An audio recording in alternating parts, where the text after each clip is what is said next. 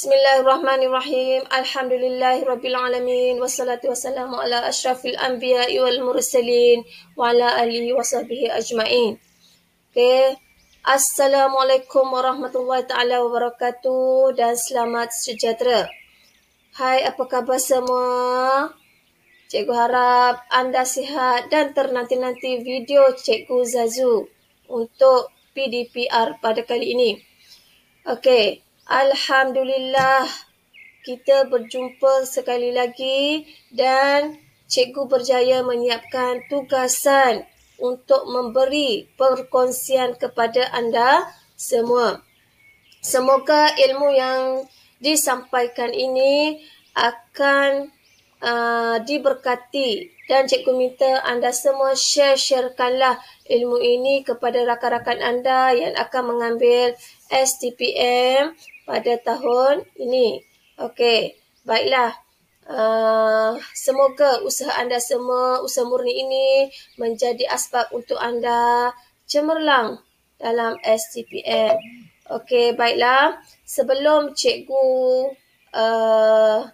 mengemukakan tajuk yang cikgu pilih dalam video ini, izinkan cikgu menyatakan persoalan yang timbul sebagai seorang pelajar sejarah. Okey. Yang penting sekali bila kita baca,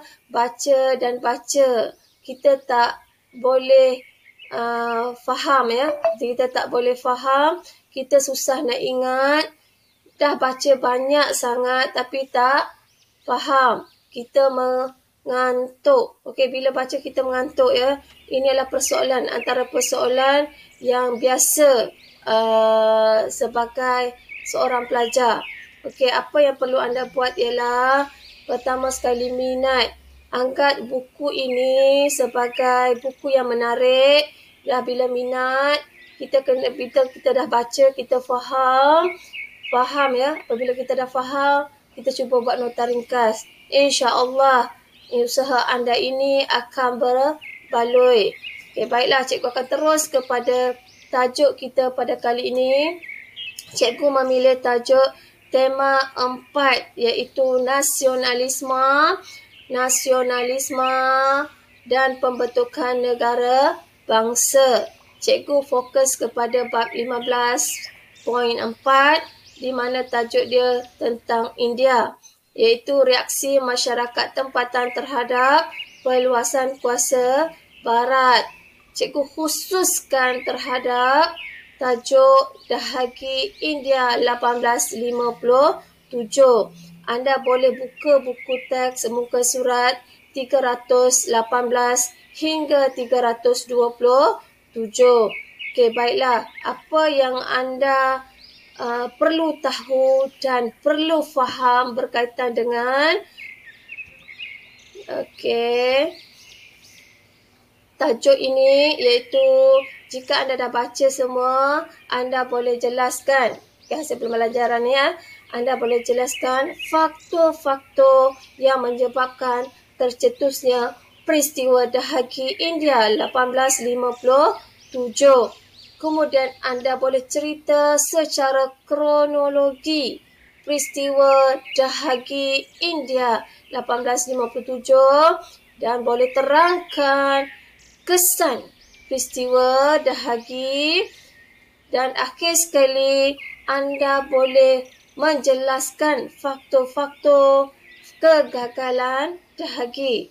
Apabila anda memahami tentang perempat perkara ini, maka sudah pasti anda boleh membuat esei atau membuat karangan berkaitan dengan Dahagi India. Okey, baiklah. Kita tengok kepada tajuk yang cikgu pilih pada kali ini ialah cikgu hanya memilih topik ini sahaja memandangkan jika cikgu ceritakan tentang keempat-empat hasil pembelajaran tadi, bermakna dia mengambil masa yang panjang dan sudah pasti anda akan jemu melihat video cikgu. Okey, tunggu video yang akan datang. Okey, baiklah.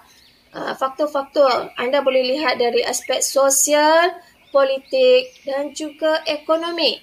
Dari aspek sosial ada 7 benda. Yang pertama, anda boleh bacalah.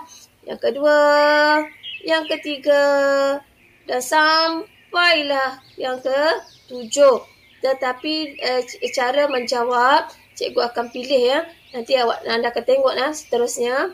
Seterusnya ada politik ya. Politik ada 2. Okey, manakala ekonomi pun ada 2.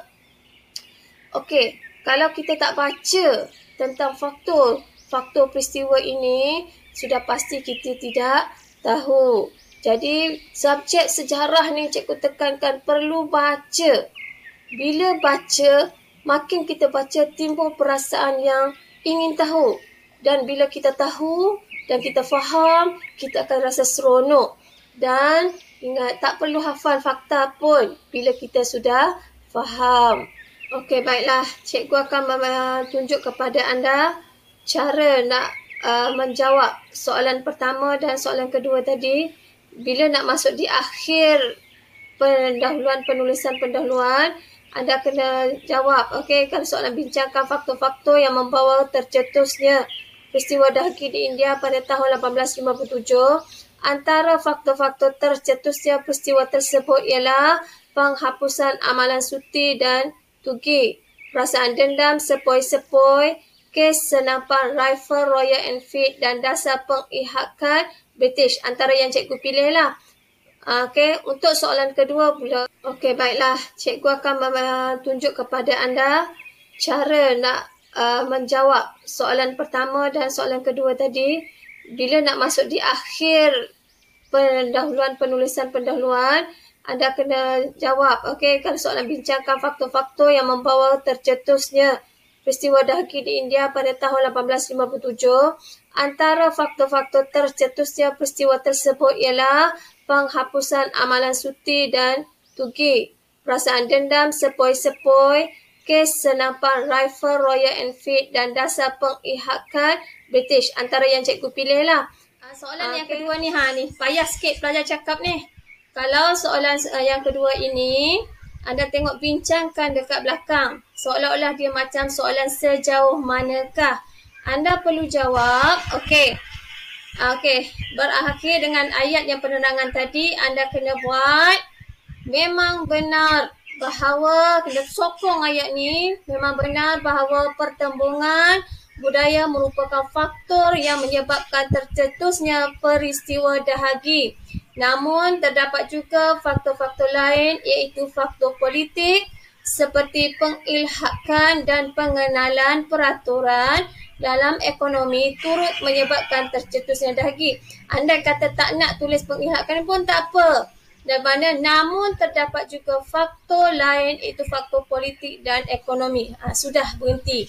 Sebab pengenalan, ingat ya, jangan panjang sangat. Okey, baiklah. Kita akan teruskan dengan penulisan format jawapan iaitu bahagian kedua, iaitu bahagian isi atau fakta. Okay, kita nak tulis isi dan fakta. Cikgu pilih fakta penghapusan amalan suti dan amalan tugi. Di mana cara penulisan dia, okay, ialah kita nak masuk kepada ayat yang mula-mula tu. Kita nak tulis faktor yang membawa pun tak apa. Ataupun kita nak mula dengan ayat. Antara faktor yang membawa tercetusnya perang dahaki India ialah penghapusan amalan suti. Apa dia amalan suti? Ini adalah fakta. Kemudian kita nak tulis huraian tentang amalan suti. Huraian dia, tindakan ini menyebabkan muncul rasa tidak puas hati dalam kalangan penduduk di India terhadap pemerintahan British. Amalan tersebut diamalkan oleh penduduk agama Hindu sejak turun-temurun lagi. Mengikut adat ini, balu yang kehilangan suami akan dibakar bersama-sama mayat suaminya semasa upacara perkebumian. Okey, ini adalah huraian. Di sini ada contoh kehilangan suami ni adalah, balu kehilangan suami adalah contoh. Dan awak boleh masukkan lagi. Okey, boleh ceritakan lagi. Pada tahun 1828, Lord William Bentinck merupakan Governor General British di India, telah menggubal undang-undang untuk mengharamkan amalan ini. Tindakan ini menimbulkan kemarahan penduduk yang beragama Hindu terhadap pemerintahan British. Kenapa cikgu gariskan di sini? Anda boleh, kalau tak nak tulis amalan tugi, anda boleh berhenti kat setakat ini. Anda boleh masukkan penegasan. Okey, penegasan di mana anda ambil penghapusan ni, kaitkan penghapusan amalan suci ni kaitkan dengan soalan faktor-faktor tadi. Okey, baiklah. Cikgu nak teruskan ya. Selain amalan suci, amalan tugi, ini fakta yang kedua ataupun boleh gabungkan, juga dihapuskan. Okey, ini adalah fakta juga. Diteruskan dengan huraian. Amalan tugi merupakan aktiviti merompak dan pembunuhan yang dilakukan oleh kumpulan agama yang bersenjata terhadap saudagar dan pengembara. Kumpulan ini menjalankan kegiatan iaitu menyamar melakukan pembunuhan atas nama Dewi Kali. Amalan ini menimbulkan ketakutan dan kebimbangan dalam kalangan penduduk, tetapi amalan ini mendapat sokongan daripada golongan agama. Jadi, Lord William Bentinck juga bertindak mengharamkan amalan ini. Ia juga telah menimbulkan kemarahan atau kebencian golongan agama yang menyokong amalan ini. Okey, cikgu tegas kat sini. Penghapusan kedua-dua amalan ini secara tidak langsung menggerakkan kebangkitan rakyat menentang pentadbiran British di India. Iaitu dahagilah. Okey, baiklah. Seterusnya kita akan terus kepada isi yang kedua. Ni, sebelum cikgu teruskan isi kedua, cikgu sebut tadi siapa? Governor General Lord William Bentinck. Dia telah bertindak menghapuskan amalan, bukan saja amalan suci, dia juga menghapuskan amalan tugi. Ini salah ejaan. Dan juga penghapusan amalan membunuh bayi perempuan. Nak tahu lebih lanjut, sila bacalah dalam buku yang cikgu suggest tadi. Okey, kemudian selain daripada amalan-amalan ni, cikgu ada nyatakan dalam faktor sosial juga. Ni, Lord Dalhousie ni pun sama. Dia telah bertindak membuat pengenalan akta kahwin semula. Di mana akta perkahwinan semula ni sememangnya ditentang kerana perkahwinan semula balu-balu tidak dibenarkan dalam ajaran agama Hindu. Hal ini telah menyebabkan mereka menganggap British menghina amalan agama mereka. Anda boleh tambah, tapi kalau panjang sangat tak perlulah. Anda perlu buat setakat yang cikgu terangkan. Baiklah. Seterusnya ni cikgu nak tunjuk kat sini amalan amalan pembakaran balu setelah kematian suami. Tiba-tiba ada lembu kat sini. Ni salah ni, cikgu tersalah letak ni. Okey, kita tengok ni penghapusannya kaum wanita dalam amalan agama Hindu. Tapi disebabkan British campur tangan dalam ajaran mereka, maka menimbulkan kemarahan penduduk. Okey. Baiklah. Seterusnya, kita teruskan dengan isi yang kedua, perasaan dendam sepoi-sepoi, ataupun isi ketiga pun boleh diterima ni. Okey, sepoi-sepoi. Sepoi-sepoi tu siapa? Tentera ya. Okey, kita teruskan. Faktor selain itu faktor boleh juga faktor serta-merta yang menyebabkan dahagi India tercetus, salah ejaan, ialah perasaan tidak puas hati dalam kalangan sepoi-sepoi India. British telah melantik sepoi-sepoi dalam kalangan kaum Brahmin. Siapa Brahmin ni? Golongan yang paling atas ya. Dan Rajput yang terdiri daripada golongan berkasta tinggi. Tindakan British menghantai sepoi-sepoi India menimbulkan kemarahan kerana tindakan mereka mencemarkan imej dan maruah mereka. Apa sebab? Sebab mereka percaya, golongan kasta tinggi ni percaya bahawa agama Hindu, penganut agama Hindu tindakan British ni menyebabkan kesucian kasta mereka akan hilang apabila menyeberangi laut. Okey, kemudian kita tengok selain itu, cikgu awak tak tulis pun tak apa. Jadi selain daripada peristiwa kemarahan berpunca hantar, menghantar mereka ke seberang laut, sepoi-sepoi ini juga tidak berpuas hati dengan dasar diskriminasi antara mereka dan tentera British, di mana mereka diberi layanan yang buruk dan gaji lebih rendah. Kenaikan pangkat dalam tentera adalah berdasarkan tempoh perkhidmatan dan bukannya keupayaan dan kebolehan seseorang calon.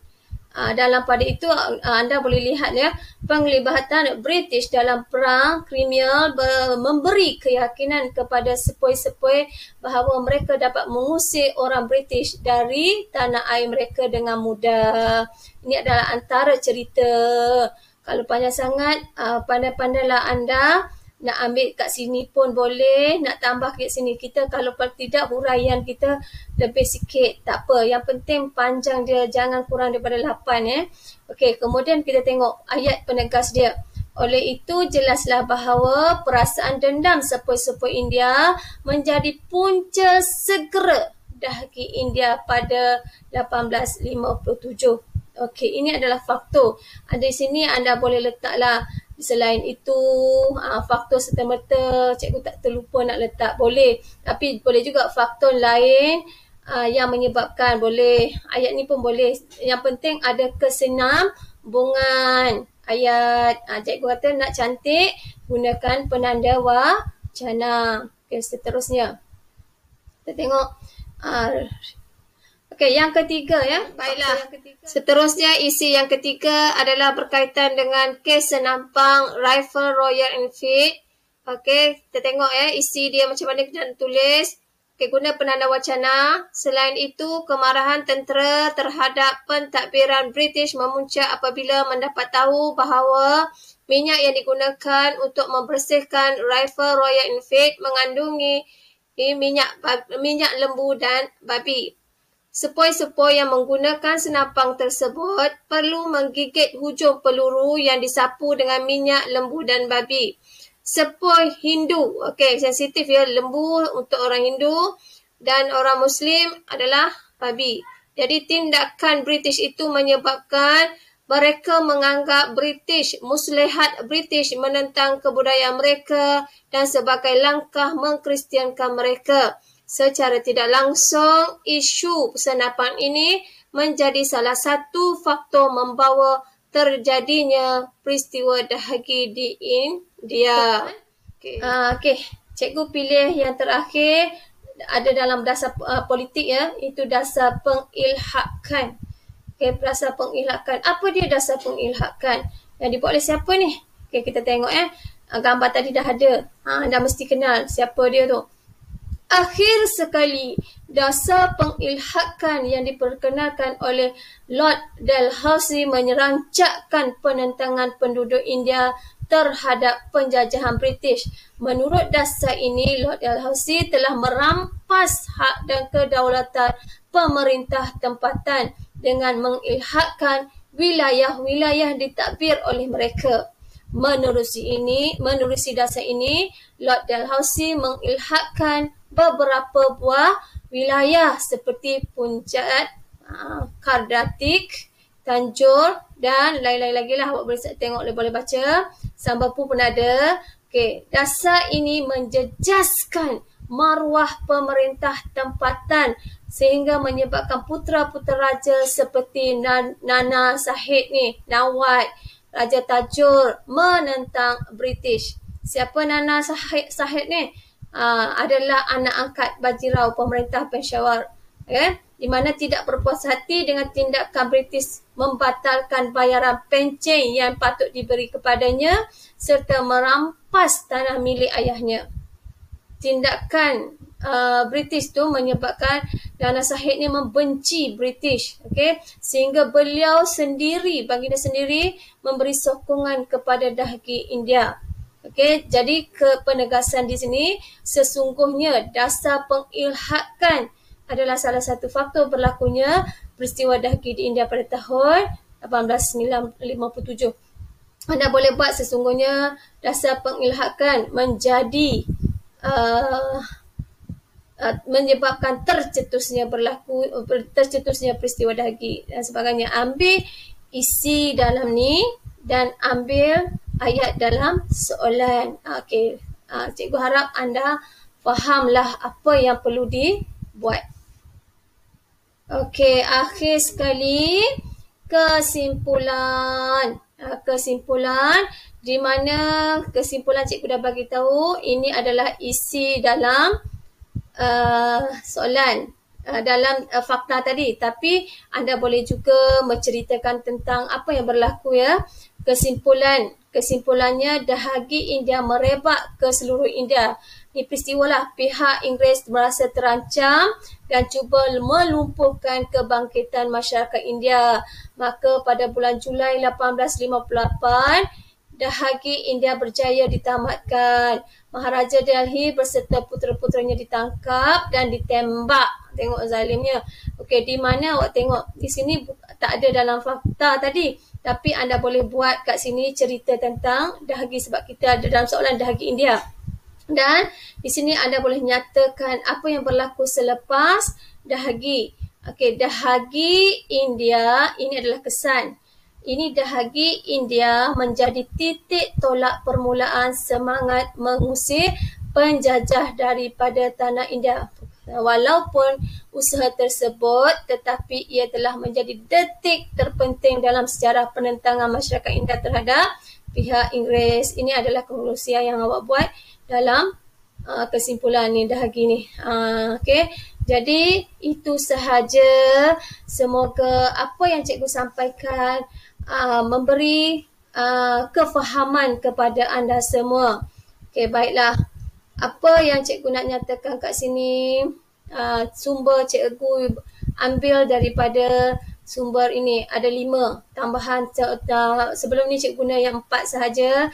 Cikgu tambah pula YouTube channel Cikgu Mi. Ada lagi banyak cikgu tengok YouTube menceritakan tentang dahagi dalam bahasa Inggeris. Ada pelajar universiti pun buat tentang peristiwa dahagi India ini. Anda boleh carilah sendiri. Okey, untuk pemahaman yang lebih lanjut, baca. Okey, baiklah. Akhir sekali,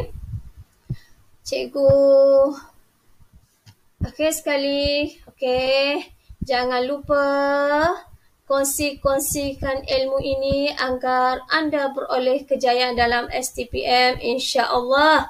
Ilmu yang bermanfaat. Jangan lupa tekan subscribe, like dan boleh tekan loceng supaya anda dapat video-video terbaru daripada cikgu. Sekian, wabillahi taufik wa hidayah. Assalamualaikum warahmatullahi taala wabarakatuh dan jumpa lagi.